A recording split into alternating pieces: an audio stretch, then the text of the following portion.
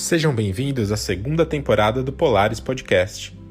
Hoje recebemos o escritor e pensador Luiz Fernando Lucas para um papo sobre integridade, consciência, autoconhecimento e propósito. Não deixe de se inscrever em nosso canal no YouTube e de nos seguir nas plataformas de podcast para conferir todos os episódios. Fernando, para começar, você poderia contar para a gente um pouquinho da sua história?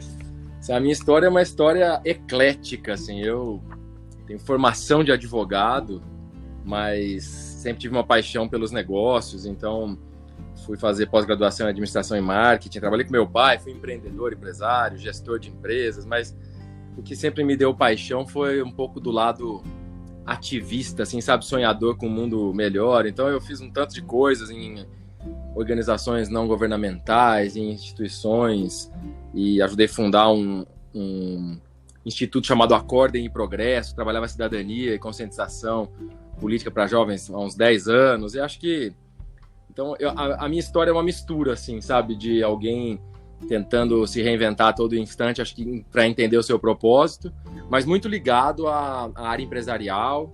E apesar da formação em direito, e atuei pouco, mas atuei na área, sempre ligado a essa questão empresarial, a governança, compliance, contratos. Então, a minha história é bem eclética, sabe? De gestor a empreendedor, empresário. E aí, agora, né, mais uma fase da vida, agora já estão me chamando de escritor, e eu gosto de uma definição que eu aprendi com um grego empresário da maior empresa de softwares para bancos, que ele se intitula Filósofo de Ação. E aí eu gostei disso e adotei para mim, sabe? Que é filosofia na busca do conhecimento, mas de ação porque é colocar em prática na vida, para si próprio e para os outros. Então acho que isso resume um pouquinho. Pai de 3 filhos, casado há 20 anos. E acho que isso resume um pouquinho da minha história. Legal, Fernando. E como essa ideia, né, de buscar esses estudos sobre consciência, ou ter esses interesses, como você mesmo comentou, de trabalhar com instituições, e como isso sempre esteve inerente em você, ou foi alguma coisa que surgiu ao longo da sua formação, talvez ali na formação acadêmica, ou é algo que você sempre teve em mente? Eu acredito que sempre fez parte de mim. É que, obviamente, quando a gente é um pouco menos maduro, ainda está naquela busca do começo da vida, a gente não sabe muito bem dizer o que a gente quer, porque a gente está nesse processo de se conhecer, né? E eu claramente notei na minha vida, no começo da minha carreira, na vida profissional, por exemplo, ainda tinha muito domínio do ego, sabe? Então, eu estava muito mais buscando construir algo para justificar para os outros quem eu era do que para mim mesmo. Então, uma busca mais material, e que é sempre boa também, mas um pouco desequilibrada. E aí, eu acho que essa questão de querer fazer algo para o outro, querer construir um mundo melhor, sempre teve em mim. Eu só não sabia muito como canalizar isso. Sabe aquela coisa que você viaja para o exterior e vê coisas legais, e quando volta, tem gente que fica frustrado. Eu também tive meus momentos de frustrações, mas eu sempre estava querendo era trazer como fazer isso acontecer. Então, sempre teve lá. O que vem acontecendo nos últimos anos, principalmente nos últimos 10 anos, é que começou a ficar mais claro, acho que por um pouco de serenidade, de experiência, e por busca pessoal mesmo, isso começou a tomar uma forma mais clara. Entendi. E você acha que a sua experiência ali, mais profissional mesmo, de repente no mundo corporativo, de repente potencializou esse efeito, às vezes de presenciar algumas situações em que você não concordava com o princípio de como aquilo estava sendo feito, ou se de repente você se viu em algumas situações que você parou para pensar e falou, opa, tá aqui alguma coisa que de repente eu quero trabalhar para mudar ou contribuir de uma maneira mais positiva? Sem dúvida. Eu vejo que isso vem melhorando, vem mudando, mas no ambiente empresarial a gente vê às vezes muitas coisas e relações que questionam, né, no nosso interior os nossos valores, né? Sejam oportunidades, ofertas ou atitudes, né? Mas não foi só no âmbito empresarial, não. Eu acho que no âmbito social, político, é muito evidente isso, na nossa participação como cidadão e naquelas coisas que a gente não tem muito controle, né? Em algumas decisões públicas, políticas e nas decisões que impactam tanta gente. talvez tenha sempre me incomodado mais do que as questões do dia a dia dentro das empresas. Mas elas, sem dúvida, fazem pensar.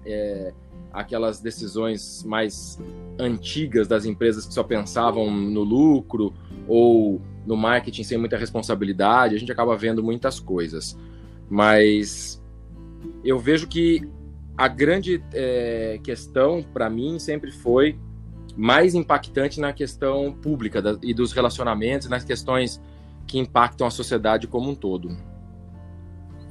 Ô Fernando, uma coisa muito interessante que você está falando, e tem uma conexão até com o tema que você está explorando bastante, né, no seu livro, que a gente vai falar um pouco mais para frente, é a questão da integridade, né?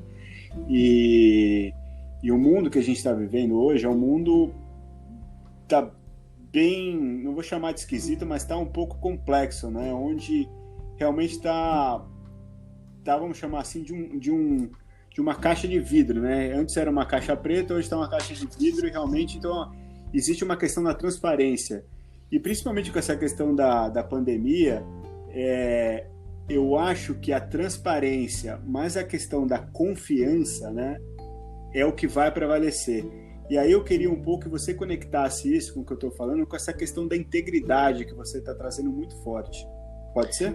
Claro, uma honra, Rodrigo. E você sabe que você falou uma questão na sua colocação, que é a confiança e a integridade. A confiança como um valor, né, um valor absoluto, e um dos valores primordiais que a gente tem, né, claro, para a humanidade, né, a confiança, a honestidade, a lealdade, a verdade, tudo isso nos leva para esse caminho de integridade, né? Porque se a gente for definir integridade, a gente pode pegar a etimologia da palavra, né, e olhar que vem do inteiro, do integer, ou seja, aquilo que é completo, a completude, o inteiro. Eu gosto da definição quando você procura em inglês, que ela traz a palavra holiness, que é a totalidade, né? E aí é legal porque fica até o questionamento aqui, será que holiness, que é o sagrado, não tem a mesma origem etimológica? Porque é o retorno ao todo, ao inteiro, ao né? Então, a integridade é isso, do ponto de vista etimológico, do ponto de vista filosófico, os valores de ausência de falhas, de ausência de desvio de caráter, ou seja, a pessoa íntegra é aquela que tem a conduta reta, né? E a integridade, ela pode ser um conceito matemático também. Ela é o inteiro, é o 100%, né? Ou o conjunto completo, que é representado pelo 0, ou o 100%, que é representado pelo 1. Então, quando a gente pega essa integridade como conceito mais amplo e do ponto de vista dos valores humanos, ela é, na minha opinião, a união de todos os valores. Então, quando a gente quer melhorar em alguns aspectos, quando a gente conseguir melhorar em tudo, a gente vai ter conseguido esse 100%, que é a integridade, né? Um conceito binário, ou é ou não é. E aí algumas pessoas podem se assustar com isso, né? Pô, então é muito difícil. Não é.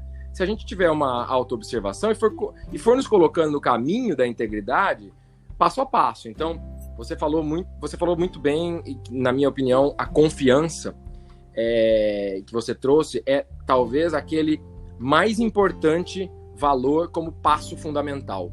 Porque tudo nasce da confiança. Olha que interessante. A pessoa que mente, quando ela falta com a verdade, ela perde a confiança. E normalmente quem mente, a mentira, como a ausência da verdade, ela traz a falta de confiança para si próprio. Olha as pessoas que não são bem-sucedidas na vida, em qualquer dos campos da sua vida, o que falta é a confiança em si próprio.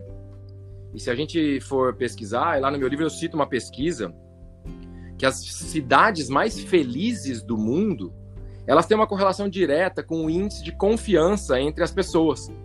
As pessoas que confiam umas nas outras, elas tornam um ambiente mais feliz, porque cada um deles está em paz, está vivendo numa verdade, em harmonia, e isso gera abundância, porque a confiança gera as relações serem mais saudáveis. Então, é só olhar o índice das cidades mais felizes do mundo e tem o maior índice de confiança. As cidades lá como Estocolmo, Copenhague, que estão ali no topo do ranking nos últimos anos, elas têm 77% das pessoas, dizem nessas localidades, confiar umas nas outras. E aí a gente vai na tristeza um pouquinho do Brasil, nesse momento, pelo menos, onde menos de 7% das pessoas dizem confiar umas nas outras. Então, a integridade, os valores e a crise que a gente vive hoje é acelerada, na minha ótica, tanto a crise como a solução por esse momento de pandemia, porque o que a gente está vendo é um tanto de medo, né? Medo de ficar doente, medo do vírus, mas também o medo de falir, o medo da empresa quebrar, o medo da pessoa perder o emprego. Então, a gente tem uma grande pandemia de medo, na minha ótica, que é a ausência de confiança em outra, que gera insegurança, que gera não estar no presente, ou seja, leva as pessoas para o futuro e fica ansioso, e a gente vê a ansiedade como uma doença do momento, faz as pessoas ficarem com medo de uma sensação, de uma consequência que já teve no passado, e aí faz a pessoa ficar em depressão, né? Outra doença do momento. Então, essa ausência de valores, ou, por outro lado, se embasar numa cultura de valores, ela é, na minha ótica, um caminho de solução para todos esses problemas, porque, como você também usou a palavra, a transparência está fazendo tudo vir à tona, a gente está vendo essa crise toda nessa proporção, na minha avaliação, porque hoje a comunicação é muito rápida, extensa. Exato. Então, tudo vem à tona, né? Tudo vem à tona. E aí, as empresas ficando mais com vidraças, as pessoas podendo reclamar mais rápido. Isso vale para a vida pessoal também, né? Então, aquelas coisas... É difícil esconder qualquer coisa hoje, né? E olha o lado bom disso, né? As coisas ruins, difíceis ou do erro vindo à tona é uma grande chance de correção. É uma grande chance de evolução. Então, eu sou sempre do lado do copo cheio, sabe? Da oportunidade de melhora. Eu tô vendo esse momento como uma oportunidade de você ver as pessoas sendo mais solidárias, as pessoas fazendo mais caridade, doação, as pessoas buscando autoconhecimento, as pessoas buscando cuidar da saúde do corpo, as pessoas buscando meditação, as pessoas buscando se conhecer, porque na era do conhecimento, né, que a gente vive até hoje, com a informação disponível dobrando a cada dia, né? Tem gente que fala que a informação do mundo dobra a cada dia. Tive na era do conhecimento, a gente já tem previsão que vai poder chegar em Marte, a inteligência artificial, e o ser humano ainda não conhece a si próprio, né? Não consegue chegar no próprio coração. Então, a pandemia nesse momento vem dar uma grande oportunidade da gente voltar para as bases dos valores, se conhecer e aí resolver os nossos problemas individuais e coletivos. Agora, uma coisa fantástica que você falou, e é um pouco o outro lado, quando você começou a falar sobre o íntegro, né? Você a pessoa está presente 100%, né? E hoje a gente não vê as pessoas presentes, até porque vive num mundo um pouco distraído, né? As pessoas não estão presentes até para si mesmas, né? Não estão presentes para a sua família, não estão presentes para ninguém. Eu Exato. acho que isso é uma complicação que gera, né, uma bola de neve na sociedade como um todo, né? Concordo com você 100%, e um dos pressupostos da integridade é estar presente, né? Porque a jornada do herói, né? A gente só constrói a história, só muda a história se a gente tiver presente, né? Se a gente ficar pego ao passado, a gente repete a história, né? E se a gente tiver preso ao futuro, a gente fica sempre como olhando para a linha do horizonte, nunca chega, né? Porque só existe esse presente. E como a gente falou aqui, né? Para mim, depressão e ansiedade são apenas a ausência de presente. De estar preso ao passado, apegado ao passado, ou pensando no futuro, vai gerar distúrbio, porque é impossível estar triste no presente, por exemplo. Olha que interessante, porque a tristeza ela só vem se aconteceu algo no passado ou um medo de que aconteça algo no futuro. Porque se a gente está no presente, a gente lida com aquele sentimento, com aquele fato qualquer, e mesmo que venha a sensação de tristeza, a presença traz a observação para ressignificar as coisas, né? E a gente vê hoje, eu tenho filhos, né? A capacidade de abstrair e de sair fora do presente, porque está dentro de um jogo, dentro de uma rede social, é muito grande. Então, é um exercício muito importante, na minha ótica, a presença, né? A estar atento, né? Então, a autoobservação, a respiração, a percepção do que está em volta, a percepção da natureza, a percepção do outro, aprender a ouvir. São coisas que são tão básicas e que parece que a gente veio se esquecendo, né? E a saúde mental, ela é possível se a gente estiver presente, né?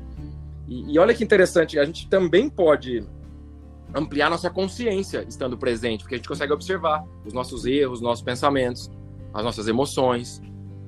Então, se tem algo que pode ser uma jornada boa para qualquer um, para quem está são, para quem está doente, para quem está triste, para quem está feliz, ou para quem está querendo melhorar, ou para quem está querendo sair do buraco, seja na vida pessoal, nas empresas, para quem está na liderança, é conseguir estar presente.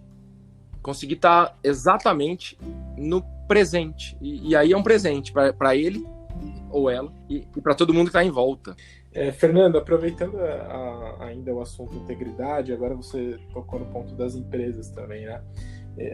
Além dessa origem da integridade associada à matemática, à filosofia, né? Hoje ela também é muito aplicada ao mundo dos negócios, né? Não tem como dissociar. Inclusive, muitos dos valores das empresas, um deles é a integridade. A maioria das empresas tem esse valor muito presente. E aí, no seu livro, né, agora entrando aí no assunto que o Rodrigo já adiantou, a Era da Integridade, ele foi classificado como um livro de negócios, né? Você poderia falar um pouquinho sobre essa relação da integridade com o mundo dos negócios? Sim, legal, André. Assim, o livro foi legal essa discussão com a editora, sabe? Porque o livro poderia estar em filosofia, poderia estar em autoajuda, autoconhecimento, poderia estar em espiritualidade, mas ele tem essa conotação de negócio porque, na minha ótica, hoje as empresas são grandes drivers, né, direcionadores de transformação da sociedade e das pessoas, seja pelo consumo, seja pelo marketing, seja pelo o que provém de produtos e serviços, e seja pelo protagonismo que as grandes empresas, as grandes marcas têm por si só e na vida das pessoas, né? E o desenvolvimento humano, a gente passa grande parte da nossa vida dentro do ambiente corporativo, né? As pessoas estão dormindo, estão comendo, estão vivendo. E, assim, a maior parte das horas úteis é dentro das empresas. Então, tem uma frase que eu falo que, assim, se a gente quiser mudar a sociedade, a gente precisa ter líderes íntegros, né? E para ter líderes íntegros, a gente precisa ter pessoas conscientes, né? E aonde que é o maior celeiro de formação de liderança hoje, se não as empresas? Seja pelos líderes nas empresas, seja pela necessidade que as empresas têm em criar essa liderança. Então, aplicar os conhecimentos desse caminho da integridade nas empresas, primeiro que ela traz um diferencial, né? Porque hoje, né, tá muito na moda, em voga, essa questão do propósito.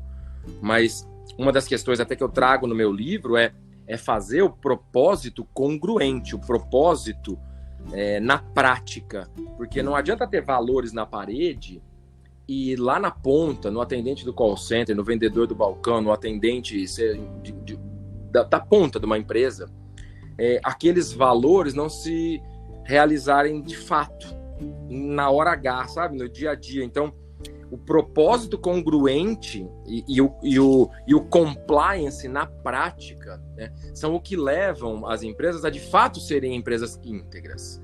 E olha que legal, né? Eu também apresentei alguns exemplos. Isso para mim é uma tendência, né? As B Corps, as empresas que têm o objetivo de causar o bem na humanidade, o capitalismo consciente, são movimentos que a gente vê os consumidores cada vez mais escolhendo produtos que sejam saudáveis, que respeitem o meio ambiente, que tem algum apelo de causar um impacto positivo. E isso vem paralelo a uma evolução também na sociedade, em vários países, no Brasil isso é muito evidente, né, com as leis anticorrupção. O Brasil criou marcos, até pelo nosso histórico triste de corrupção, né?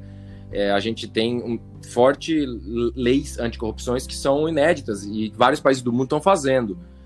Então, se a gente olhar leis anticorrupção por um lado, as leis de proteção de dados, né, toda a discussão de privacidade online, O Yuval Harari trouxe isso muito claro num artigo do começo da pandemia, né? A importância da discussão de quem tem acesso aos dados, que a exponencial evolução tecnológica, a inteligência artificial vai nos expor.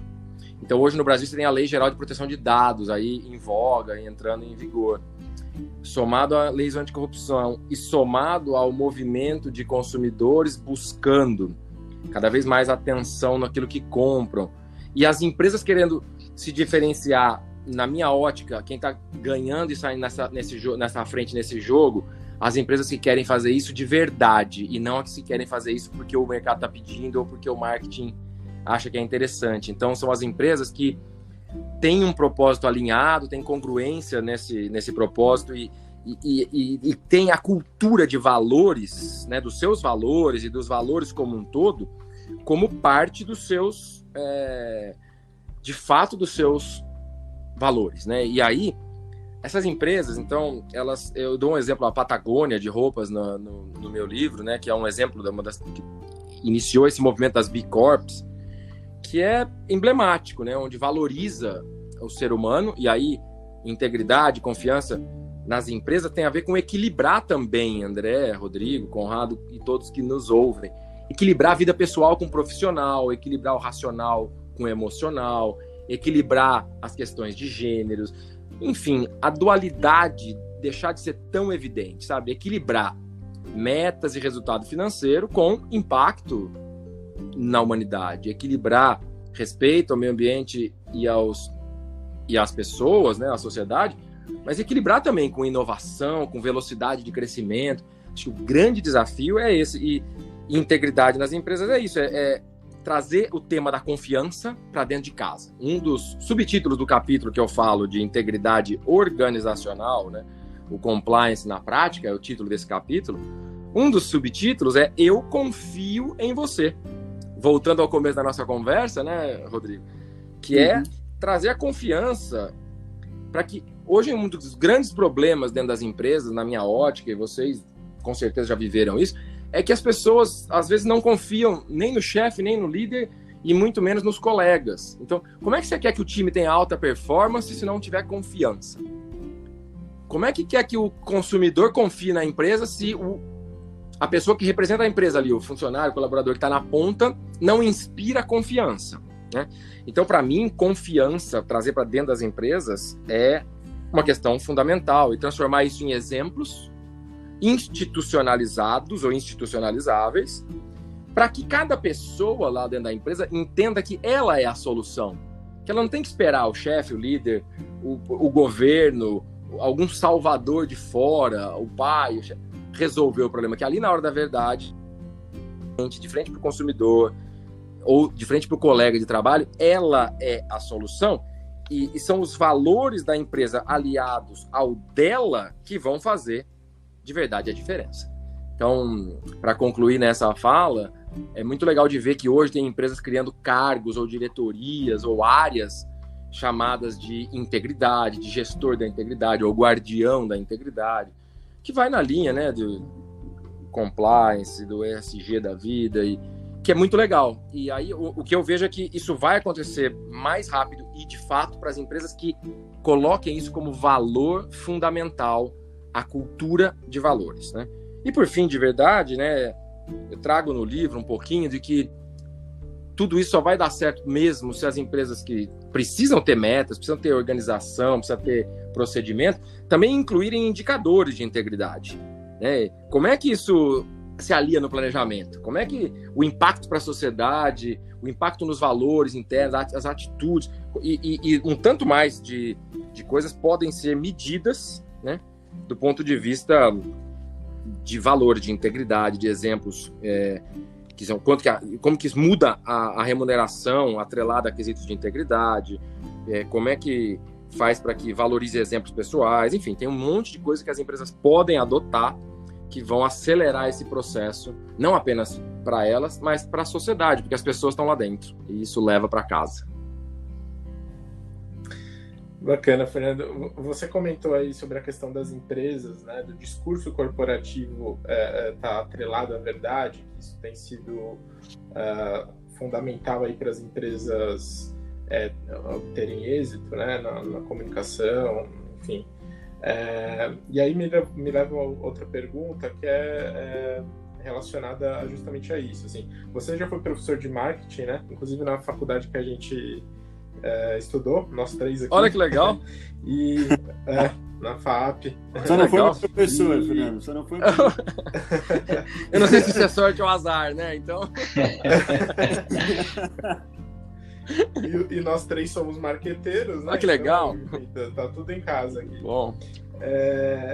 Enfim, a gente recentemente entrevistou o Eurípides Alcântara, que foi diretor por muitos anos da revista Veja, né? Uhum. E ele contou pra gente algo muito interessante. Assim, ele disse que ele começou a observar os anunciantes da revista, né? E ele viu que essa consciência de contar verdades para os consumidores estava crescendo muito, né? A ponto dele começar a se interessar por essa questão, por esse discurso corporativo. E o que fez ele, atualmente, trabalhar justamente com isso. Ele trabalha com comunicação corporativa hoje. Que legal. Então, assim, você acha que as empresas elas estão tomando consciência, né, da importância de alinhar o discurso à entrega, né, e ser verdade aquilo que elas falam? Olha, com certeza, mas eu vou responder a pergunta começando dizendo que eu refleti aqui, viu, que eu não poderia ter sido professor de vocês mesmo. Apesar de ter dado aula na pós-graduação lá da FAP durante 5 anos, vocês três que são os professores de marketing, né? Eu já li as coisas... eu já li umas coisas que o Rodrigo escreveu aí, então, olha, gratidão aos senhores. E eu vejo que a minha vida foi muito importante ter passado por isso, né, dessa fase de professor de marketing, mas acho que o que hoje, né, vendo que eu estou aí escrevendo, falando e fazendo, tem até muito mais a ver comigo. Então eu quero ser aluno de vocês, viu, nessa área. Mas assim, de verdade.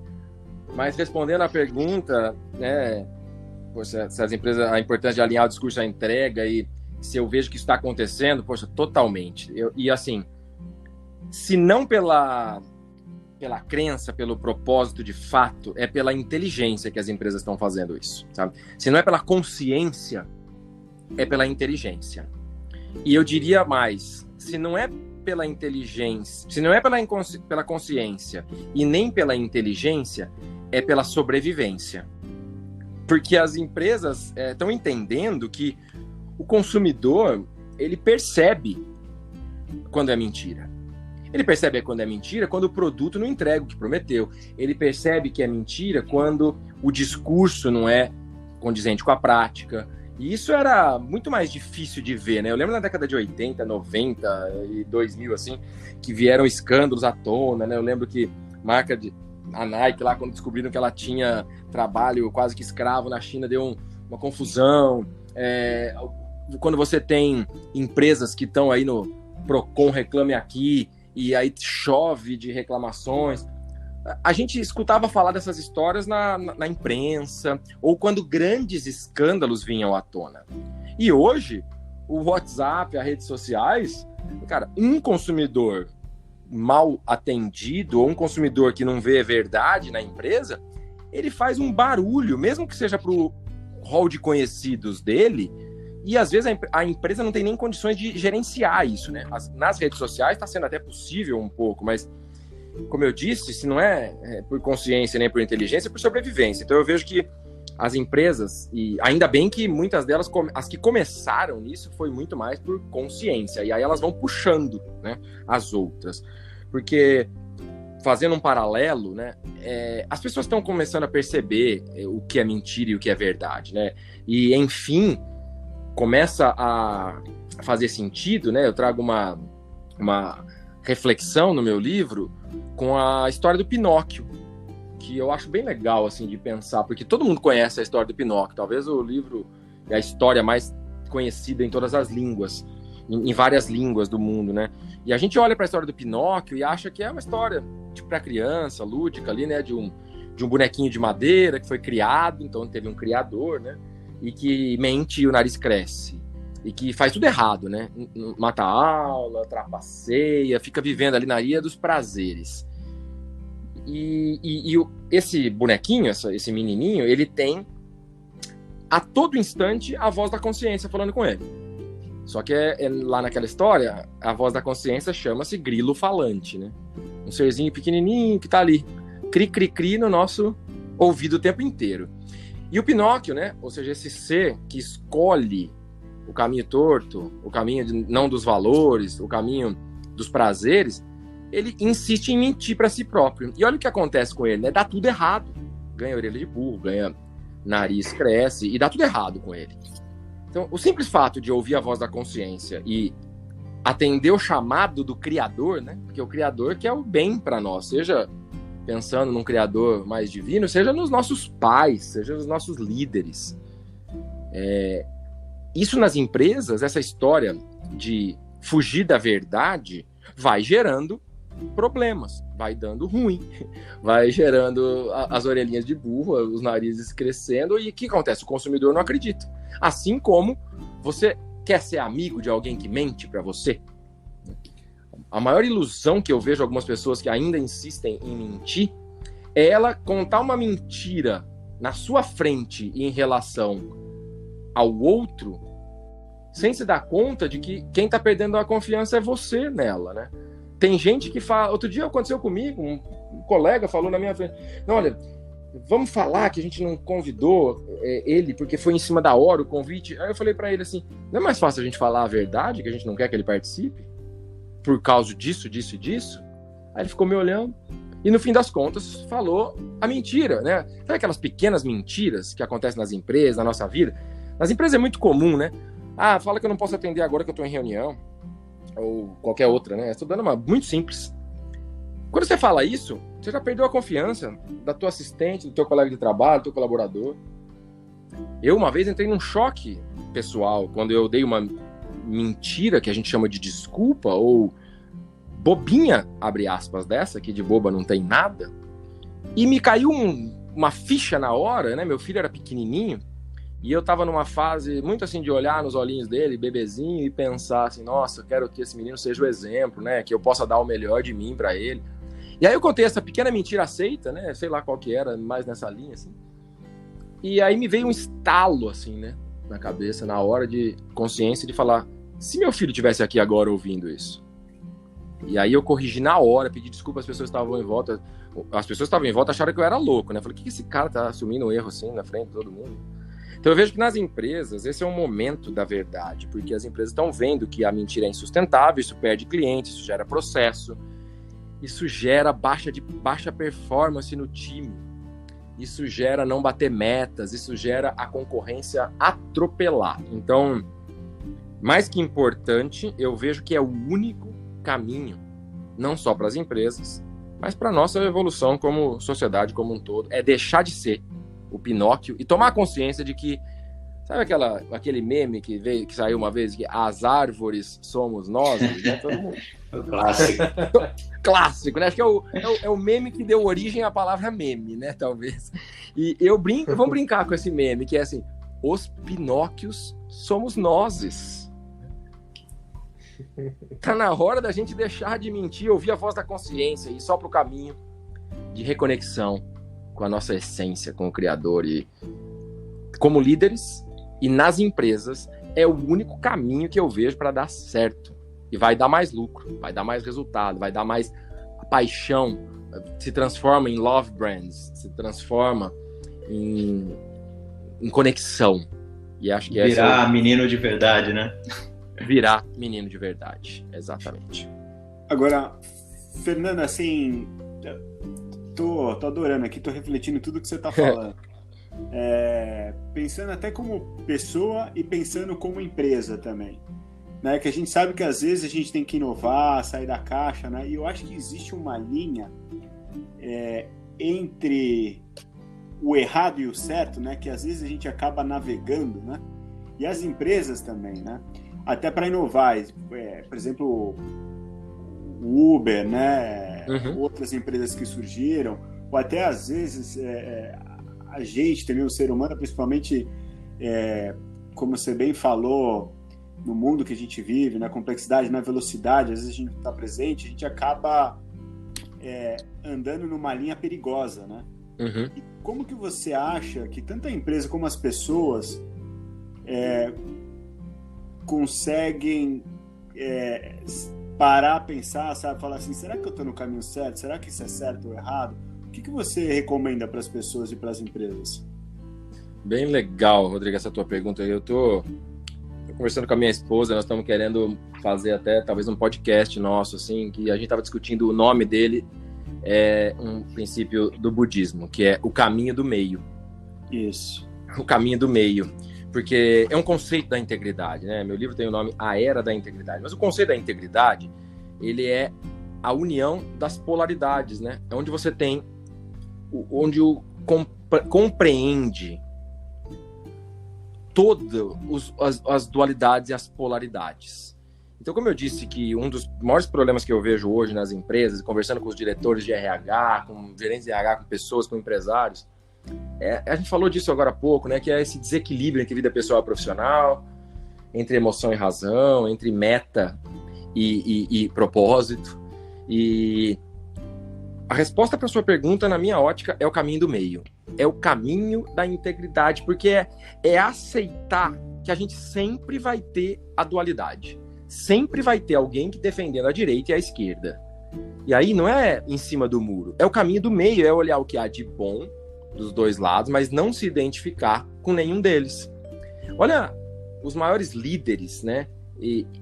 Eles nunca podem ser absolutamente rígidos. Tem que ser rígido na flexibilidade, como diz um amigo meu, psiquiatra.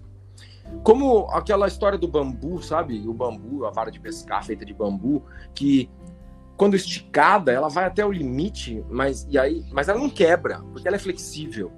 Mas ela é flexível, mas ela não perde o centro. Se você soltar, ela vai fazer aquele balanço em pêndulo, mas firme no centro. E é assim que eu vejo que para o ser humano, para os líderes ou colaboradores e para uma empresa, porque uma empresa é feita de seres humanos, é esse caminho do meio onde rigidez nos princípios e valores, no propósito ali enfincado como um bambu que tem suas raízes, mas flexibilidade, porque o mundo e o mercado vivem de ondas, né? É só olhar os gráficos da Bolsa de Valores, a gente vai ver essas ondas. E tudo no cosmos, na física astronômica dos planetas, a oscilação das ondas quando cai uma pedra na água, ela é regida por ondas, né? E as ondas, elas têm o seu alto e o seu baixo, assim como a emoção humana. Tem um dia que eu tô bem, tem um dia que eu tô mal. A questão é, o ser humano, e vai um pouco na nossa conversa do início também, hoje ele tem se apegado muito, né, a algum dos extremos. Então, é só olhar na política, né, o radicalismo da direita e esquerda, olhar nos movimentos de diversidade, onde se a gente olha pelo caminho do meio, tá todo mundo certo. Mas não adianta eu estar certo radicalmente à esquerda ou certo radicalmente à direita, porque sempre vai ter contraponto. Nós vivemos num mundo de dualidades. É só olhar que para fazer virar luz elétrica, precisa do polo negativo e do positivo. Para gerar um filho, precisa do feminino e do masculino. Para entender a verdade, precisa da ausência da verdade para a gente contrapor. Para ver as luzes, tem que ter a sombra. Então, a gente vive num ambiente, numa dualidade, em polaridades, em gêneros. A questão é não se apegar a ela. Então, acho que o grande caminho, Rodrigo, se você olhar para inovar, você concorda comigo que todo ambiente de inovação precisa ter aceitação ao erro?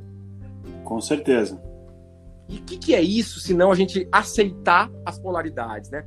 É o conceito desse ambiente de startups e aceleradoras, é saber que várias vão dar errado, aceitar o erro. Então, isso é um bom exemplo de aceito das polaridades, da integridade e desse caminho do meio, né? Isso vale para a vida pessoal, vale para encontrar a paz interior dos conflitos entre mental e emocional, entre vida pessoal e vida profissional. A empresa que não souber criar ambientes para que os seus colaboradores, seu time, esteja bem na intersecção entre profissional e pessoal, e acho que o Covid veio demonstrar isso, né? Tá todo mundo trabalhando em casa e tendo que se reinventar, né?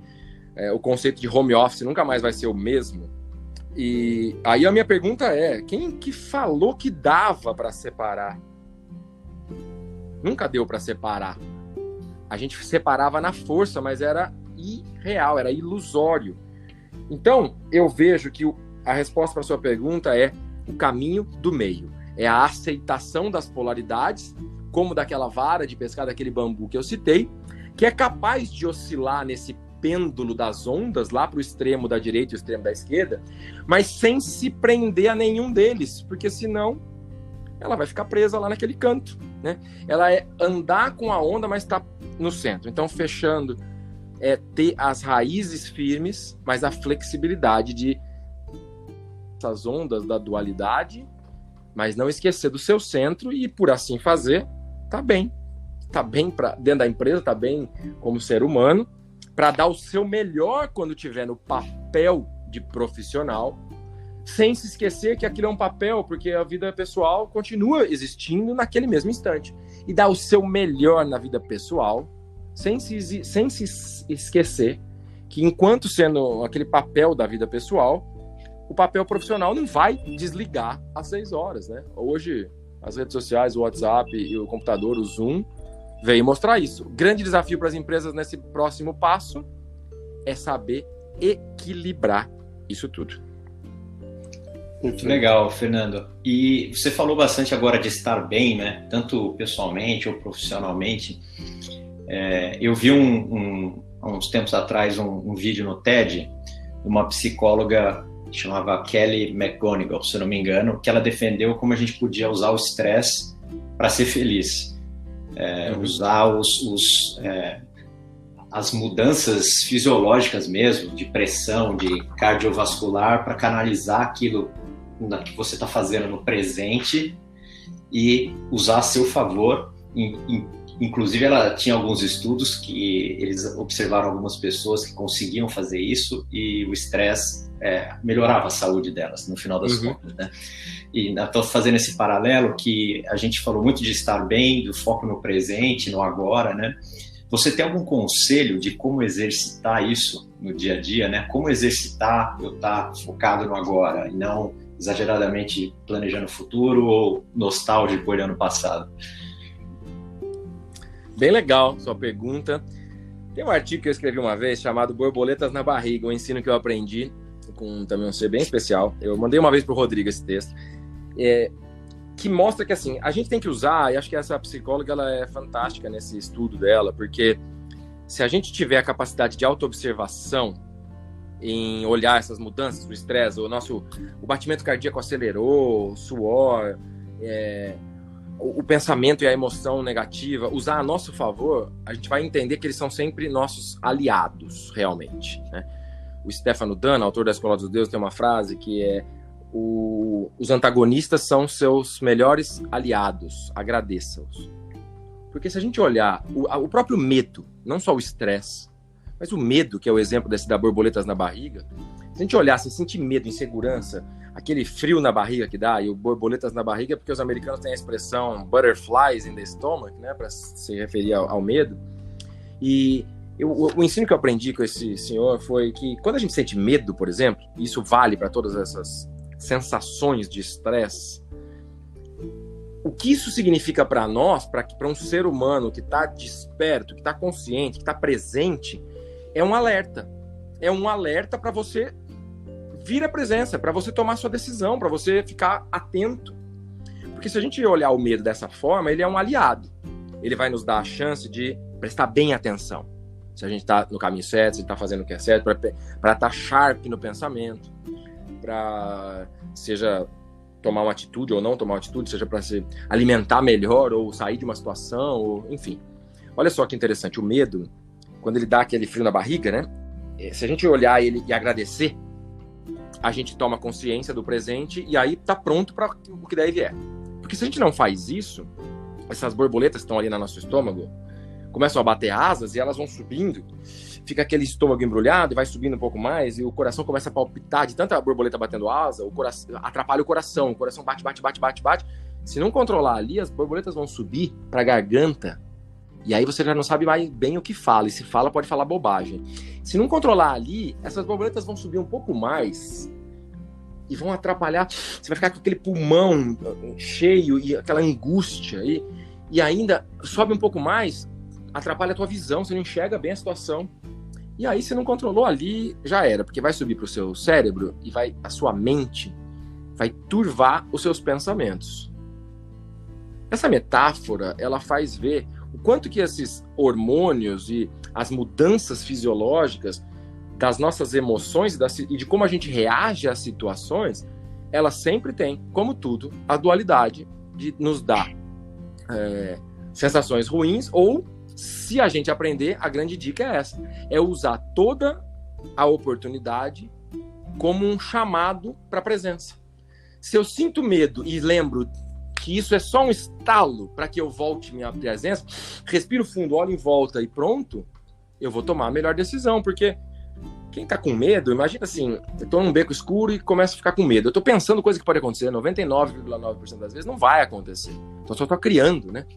E essas sensações do estresse, da vida cotidiana e nas empresas é muito comum, elas são fruto da nossa mente, de pensamentos negativos ou de emoções negativas em 99,9%. Aquilo não está acontecendo de fato. A grande dica, talvez, de prática, né, que você me pediu, é a gente voltar para a nossa essência, a gente ser criança. Porque você já viu criança com preocupação, estresse, etc? Raramente. A criança está sempre ali, feliz da vida, brincando, não está preocupada com ontem, não está preocupado com o que vai comer amanhã, tomou bronca agora, um segundo depois está bem, brigou com a amiguinha agora, um segundo depois está bem. Então a dica é a gente voltar para aquele estado essencial da criança que tem dentro de nós, né? Sair desse estado adulterado da criança, que é o adulto, e voltar para essa essência. Aí a dica é: tá sentindo estressado, tá sentindo palpitação, tá sentindo coisas físicas, emocionais no corpo, que é alteração, que a gente pode olhar pelo lado da neurociência e de toda a bioquímica, mas olhando pelo lado da nossa consciência, sentiu e observou essas alterações, a chave e a dica é: lembra de alguma situação que você é criança, lembra da alegria de brincar na rua, lembra do sorriso da criança. Eu não sei muito bem fazer isso com a minha mente. Vou dar uma dica aqui, que eu aprendi também numa imersão que eu tive na Turquia com o filósofo Stefano Dano. Tinha uma menina muito estressada, passando por uma situação difícil, ele chamou ela e falou assim: sobe no sofá. Ela olhou pra ele assim, não entendendo a situação. Imagina uma sala de aula, um monte de gente, do mundo inteiro, o cara fala pra você: sobe no sofá. Aí ela não entendeu, ele falou: tira o sapato, sobe no sofá, confia em mim. Ela obedeceu, subiu no sofá. Aí ele falou pra ela assim: começa a pular. Ela não entendeu de novo, disse: começa a pular, faz igual criança. Ela começou a pular e as lágrimas que saíam dos olhos dela e a cara de preocupação foram embora junto com aquela criança que chegou. Porque é impossível você estar preocupado, triste ou com o coração batendo de nervoso se você estiver pulando no sofá, virando cambalhota no chão, subindo na cama ou dando uma boa gargalhada de criança. Então, cada um que está nos ouvindo pode encontrar uma forma de chamar a sua criança interior, a sua essência, na hora desse estresse, na hora dessa alteração das emoções, dos pensamentos. E esse é uma das formas mais eficazes de fazer isso, ir embora. Para quem não tem condição de pular no sofá na reunião, observar a respiração. Observar a respiração e trazer a criança interior abstraindo-se da reunião. Muito bom. Excelente, excelente. Fernando, a gente chegou naquele momento que a gente faz uma pergunta sorteando aqui uma carta, né, daqui de cartas com perguntas aleatórias. Legal. Vou sortear uma para você. Ótimo. Tudo bem? É aquele momento que cai a conexão da internet aqui, não? Não. Depende, né? Não. Então pronto aqui. A gente liga de novo. Falar de integridade tem que estar pronto para a verdade. Então vamos lá. É isso aí. Bom, quando foi a última vez que você chorou e por quê? Olha, a última vez que eu chorei faz 2 dias. Bom, primeiro que eu já vou revelar aqui, fique registrado. Eu sou um chorão fácil, tá? Eu choro de felicidade, eu choro de emoção e já chorei muito na minha vida de tristeza também, né? Mas graças a Deus eu tenho chorado muito mais de felicidade e emoção nos últimos tempos.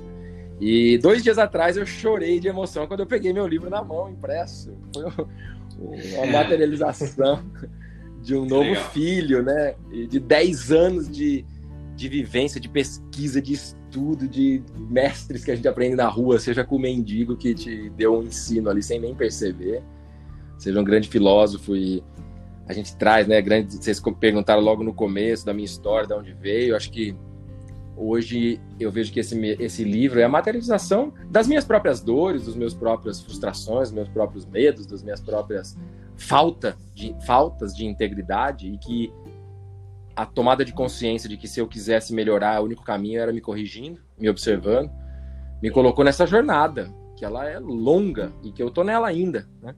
Então, quando eu vi meu livro impresso e eu peguei na mão, e faz exatos 2 dias, né, porque foi antes de ontem à noite, foi uma emoção muito grande, de conquista, de realização, de materialização de algo que deu um esforço enorme, e da emoção de sentir um senso de propósito muito grande, de saber que eu posso compartilhar com mais pessoas conhecimento e aquilo que eu acredito que pode ser a solução para muita gente e para muitas empresas e para a nossa sociedade como um todo. Então, eu chorei de alegria.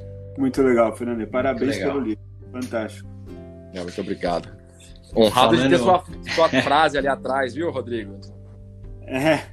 Pois é. Eu estou ansioso para ver, mas... Tem participação? O Rodrigo leu e deu suas dicas, e ele me deu um depoimento que fica aqui registrado a minha gratidão. Tá lá na contracapa do livro. Você sabe, Fernando, que a gente tem falado com muita gente, né, nesses últimos tempos, fazendo podcast, e para a gente é uma oportunidade enorme, né? A gente está fazendo um MBA aqui de histórias que a gente está picotando isso em episódios, mas a gente tem participado de todos, né? Então imagina o quanto de ensinamentos que a gente conseguiu obter, né, nesse processo. É muito legal para a gente. Nós somos privilegiados mesmo. Muito obrigado bonito. Que bom que vocês estão compartilhando disso. Eu que agradeço, muita gratidão, e gratidão a vocês, que vocês não só aprendem, mas publicando, vocês estão ensinando, né? Eu já aprendi um tanto também ouvindo alguns episódios. Parabéns a vocês. O Polaris é bonito e valioso, esse compartilhar de histórias, ideias, ensinos e conhecimento. Acho que esse é o grande benefício que a gente tem da comunicação, tá mais fácil hoje em dia, né? Então, parabéns a vocês e gratidão de estar honrado de estar aqui com vocês. Aproveitando o gancho com o livro aqui, como você já escutou alguns episódios também, você sabe que a gente pergunta para os nossos convidados aqui sempre uma recomendação de livro e filme. A gente vai recomendar o seu livro de qualquer maneira, né? Mas fica à vontade também se tiver algum outro livro que você goste, por qualquer motivo, que acha bacana compartilhar com a gente, e um filme também que você acha que vale a pena os nossos ouvintes aí assistirem também. Com certeza. Olha, eu sou grato por recomendarem meu livro, e se eu não recomendasse meu próprio, seria algo estranho. Eu sou o primeiro que tem que confiar que ele é muito bom, né? E agradecer. Então, a Era da Integridade, o Homo Consciens, essa nova evolução da espécie, é a recomendação do momento, até porque está em lançamento, né? Maravilha. Mas não tem, lógico que, como disse Isaac Newton quando publicou, né, seu artigo lá atrás, e eu citei isso no meu livro, a gente só enxerga e só vê mais à frente se a gente se apoia em ombros de gigantes, né? Então, eu com certeza quero deixar aqui, eu falei deles durante o nosso papo, então o livro Um Sonho para o Mundo, que narra a história desse homem íntegro na construção dos seus negócios, que é a história do George Cookies, Um Sonho para o Mundo. O autor é o Stefano Danna. E o outro, que é o livro original do Stefano Danna, e que fez o George Cookies e conheceu o Stefano Danna, e essa história está narrada no livro, que é A Escola dos Deuses. Então, como eu tive lá na Turquia com o Stefano Danna, num programa chamado Futuros Líderes para o Mundo, cujo pano de fundo era a integridade, isso foi em 2011, 12. Então, você vê que nos últimos 10 anos, 12, eu estou nessa jornada. Não poderia deixar de citar esse livro como um livro bem transformador, A Escola dos Deuses. E o livro Um Sonho para o Mundo, que eu citei, que é o ambiente empresarial dessa história, né? E filme, Poxa, eu tenho um filme que eu gosto muito, que é... Já fiz, inclusive, e vou convidar vocês, quando tiver a oportunidade, para participar comigo de um Cine Consciência, que é assistir o filme e depois a gente debate ele. Mas então fica aqui a dica, que é assistir essa última versão do filme do Rei Arthur, que é Arthur, a Lenda da Espada. Esse filme que narra a história do Rei Arthur, mas numa roupagem do Guy Ritchie, né, que é o diretor. E fica a dica aqui para assistir, não preso ao enredo e aos efeitos especiais e tudo mais, mas assistir com o seguinte olhar: o que consegue extrair ali do jogo de ego e consciência e a jornada de herói que tem como pano de fundo. Esse filme traz grandes ensinos para aquele que quiser olhar por essa ótica, por esse ponto de vista. E Guy Ritchie é muito bom, né? Então... E a temática de ego e consciência tá muito forte nos todos os filmes dele. Eu assisti o Revolver, né? Foi o primeiro filme que eu assisti dele, que é um filme despretensioso, com orçamento baixo. Foi a minha companheira Paola que teve essa sacada, inclusive, de observar profundamente essa história da luz e sombra e da consciência e ego que traz. E depois ele aplica isso com um orçamento muito maior, numa superprodução, que é o Arthur, a Lenda da Espada. Perfeito, Fernando. Só gratidão por você estar aqui com a gente, dividir seu conhecimento. E é sempre bom te escutar, meu amigo. Olha, uma honra. Gratidão, assim, recíproca e de verdade mesmo. Muito honrado em fazer parte desse projeto, desse propósito de vocês, tão belo. Me coloco à disposição sempre de vocês e de todos os ouvintes, seguidores, para que possa contribuir aí com artigos, o conteúdo do livro, também grupo de estudo, tem lá no Telegram. Então, estou bem honrado aqui nessa troca desse aprendizado, é sempre bom ouvi-lo também, e bem feliz de conhecer André e Conrado nessa oportunidade. Obrigado. Nós é que agradecemos, Fernando. Prazer é nosso. Fantástico. Obrigado. Mesmo. Abraço. Abração Valeu, a todos. abraço. Um abraço. Valeu. Até mais. Até mais. Tchau, tchau.